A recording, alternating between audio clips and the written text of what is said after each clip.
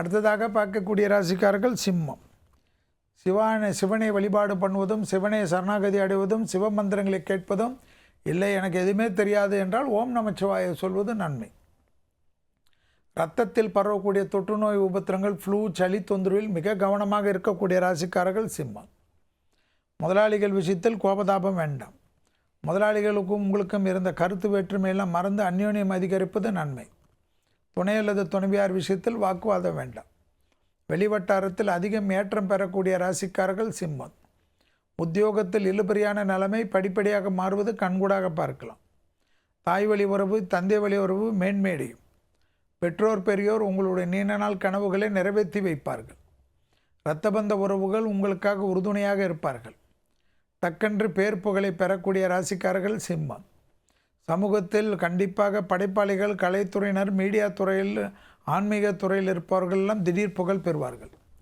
படிக்கக்கூடிய மாணவர்களுக்கு மாணவிகளுக்கு நல்லதும் சந்தோஷம் ஏற்படும்.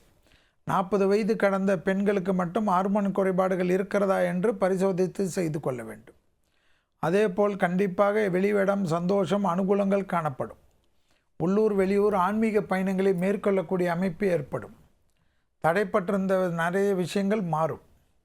தொட்டது தொடங்கக்கூடிய காலகட்டம் சிம்ம ராசிக்காரர்களுக்கு ஏற்படும். வண்டி வாகன உபத்திரங்கள் படிப்படியாக தீர்வது கண்கூடாக பார்க்கலாம். தொழில் சார்ந்த விஷயத்தில் சுபகாரிய தடைகள் டக்கென்று நிவர்த்தி ஏற்படுவது, வரக்கூடிய தை மாதத்திலிருந்து எல்லாமே சுபகாரியத்தில் இந்த சிக்கல் தீரும். குடும்பத்தில் மட்டும் கணவன் மனைவிக்குண்டான சிறு சண்டைகள் மட்டும் மிக மிக கவனமாக பார்த்து கொள்ள வேண்டும். சிலருக்கு தேவையில்லாத வழக்கு பிரச்சனைகள் எல்லாம் குடும்பத்தில் துணை அல்லது துணைவியார் விஷயத்தில் மட்டும் ஏற்படும். பஞ்சாயத்து ஏற்படும். குடும்பத்தில் அந்நியர் தலையீடோ உறவினர் தலையீடோ தேவையில்லாத குழப்பத்தை ஏற்படுத்தும் என்பதை ஞாபகத்தில் வைத்து கொண்டால் போதும் சிம்ம ராசிக்காரர்கள். வாகன அமைப்பு மாற்றங்கள், அசையாமசை பொருள் மாற்றங்கள் அனுகூலம்.